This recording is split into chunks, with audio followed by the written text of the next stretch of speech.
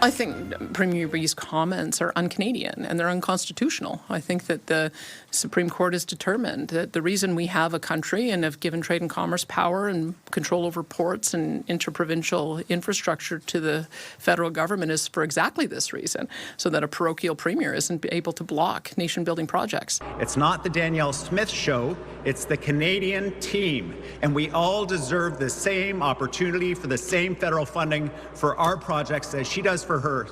That's not un-Canadian, that is fair, and there is nothing more Canadian than fairness. That is a core national value.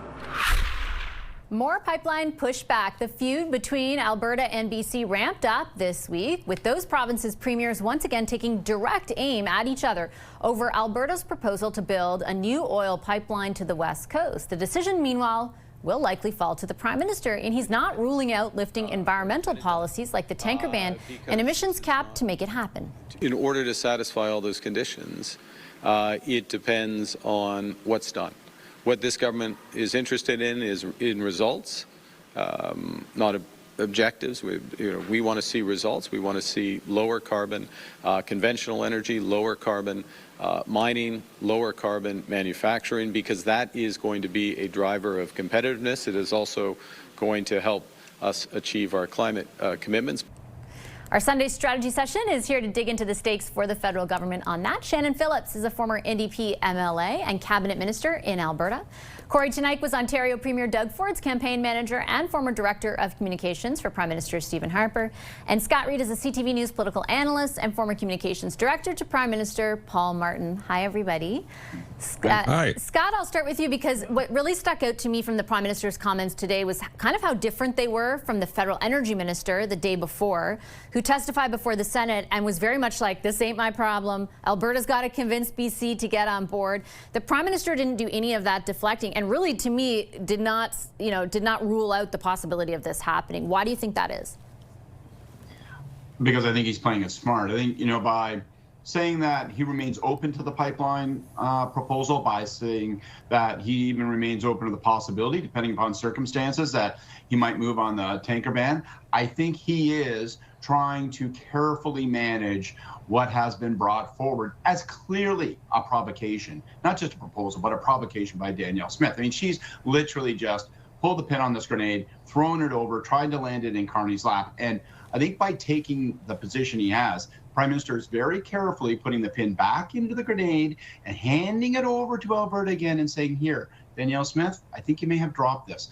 I think it's smart. Ultimately, this thing is going to come to a head. There will or will not be a proposal. There will or will not be consideration of all the policies surrounding it. But it's smart for the Prime Minister to not close the door, because he then robs Danielle Smith of the ability to say, my God, this is an affront to Alberta, and evidence, therefore, that Canada just does not exist. After 158 years, I think we can say safely that Canada exists, that Canada works. And I see the Prime Minister refusing to take the bait. I think that's smart. Do you think that's what's happening, Kory? No, I don't. I think this is watching the Liberal Party federally tear itself apart a little bit over these issues. To listen to Carney during the election campaign, pipelines were very much on the table, and I think you heard a bit of that in his press conference. But you got to cross balance that with parts of the former Trudeau government that still exist, including within his cabinet, and new additions like Gregor Robertson, someone who's from the far left of the BC NDP traditionally, who are vehemently anti-pipeline. Stephen Guilbeault is one of the biggest and longest-standing environmental radicals in this country. These guys are part of the Trudeau team and that ethos that are diametrically opposed to this stuff. Carney is more like Harper, frankly, in terms of some of the policies and paths he's been pursuing. And what you're seeing play out in real time is the contradiction between those two sides of the Liberal Party, the Liberal Party of Trudeau versus the Liberal Party of Carney. And I'm increasingly thinking it's irreconcilable without one part of that party being exited at the back. Shannon, you have a lot of experience at the provincial level with a party that may not, not everyone in the party or around the cabinet table may not have believed exactly the same thing about resource development. Do you think, like Kory, that in this instance, at the federal level among the Liberals, that those differences are irreconcilable? Well, I can tell you without equivocation that anyone who served in the Rachel Notley cabinet was foursquare behind the Trans Mountain expansion because of what it has actually delivered both to Albertans in terms of royalty revenue and incremental other revenues, and to GDP uplift for the entire country. What Carney is doing out here is actually really smart. He's getting out from under the old intellectual cul-de-sac that we've been driven into around pipeline debates, and he's actually reflecting a new Liberal approach to this, but also a new BC NDP approach to this. This is not the BC NDP of 10 years ago, not at all. Premier Eby has been pretty clear that he's happy with LNG expansion. He's happy to dredge the port to make sure more boats more often can take commodities out of that port. He has even said, let's fill the TMX pipeline, or let's even expand it if necessary. So this is a different electoral coalition for the BC NDP, different incentives, and a different Liberal Party. Mr. Carney's actually been really smart here. He has tried to elevate this conversation so that it doesn't drive into the same old dead-end corners that it used to. And he has set the stakes as there needs to be a private sector proponent, there needs to be Indigenous participation, and the fact is, for a West Coast pipeline, you can repeal all the environmental laws you want. You can pass an act of parliament that declares climate change a hoax and make it legal to dump mercury in the river. You will still have Section 35 of the Constitution in your way, and both the Indigenous self-government organizations along the pipeline route, but also at the terminus, have been pretty clear on a North Coast line. And so that remains an obstacle, but what Carney is trying to do is elevate this beyond the old arguments. And I think for his purposes right now, it is a better answer than what Hodgson gave, and I think allows the private sector to understand what the rules of the road are now. Okay, Kory's shaking his head right now. You go, Kory, and I'll get Scott right after. Well, it's as clear as mud what's going on, right? So it depends who you're listening to on what day.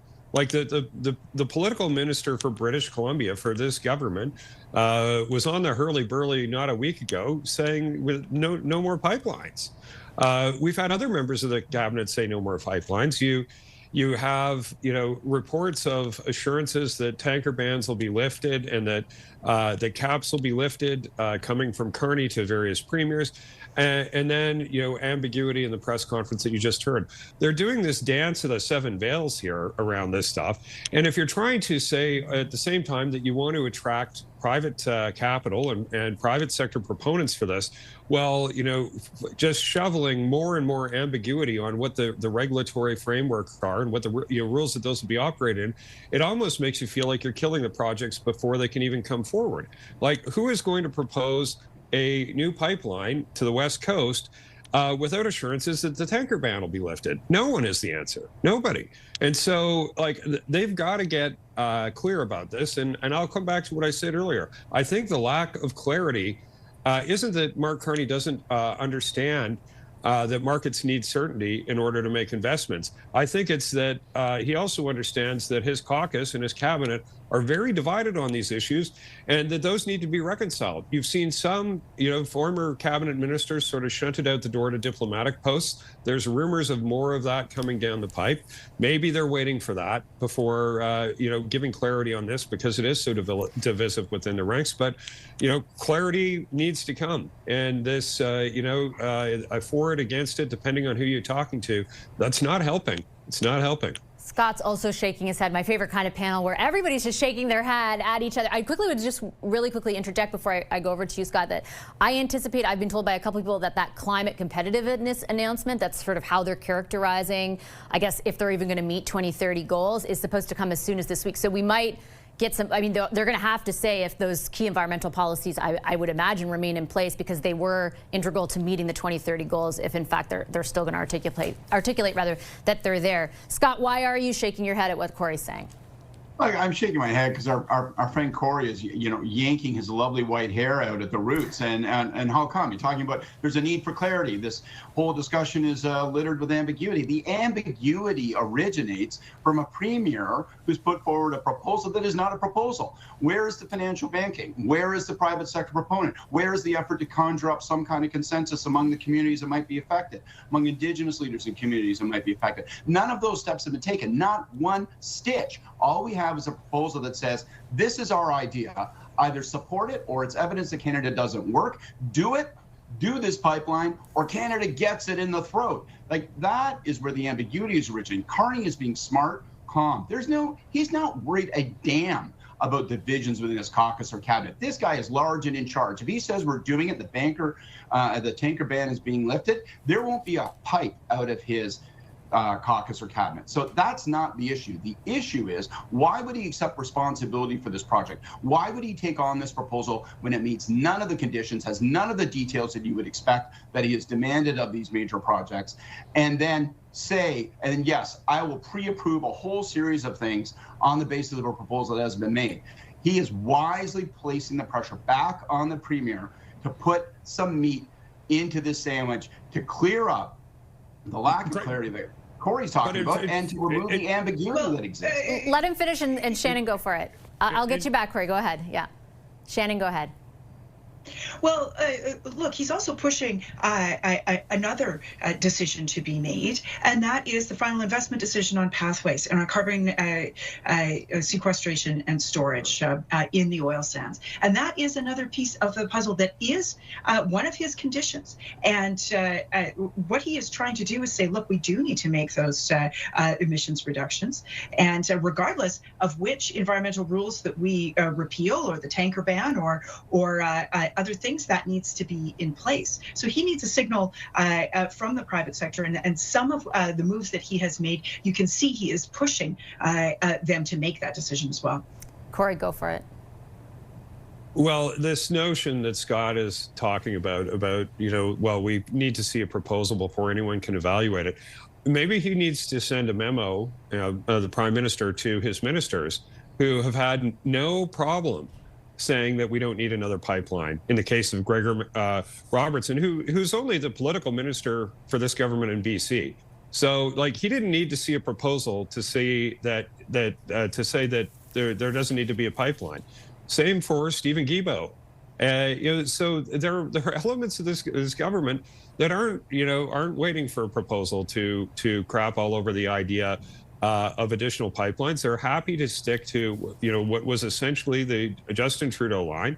This isn't the Justin Trudeau government, in my view, but I'm not sure all of the members of that caucus and that cabinet have realized that that's the case. I think there's some of them that are stuck in the past. I thought you wanted Scott to write that memo. Okay, I got to leave it there. Scott, maybe you should too. Thanks, guys. I appreciate the discussion. I like it. Our Sunday strategy session. Scott Reid, Kory Teneycke, and Shannon Phillips. Thanks, everyone. Coming up today, the 3 things I'll be watching for this week. More question period just ahead after a short break.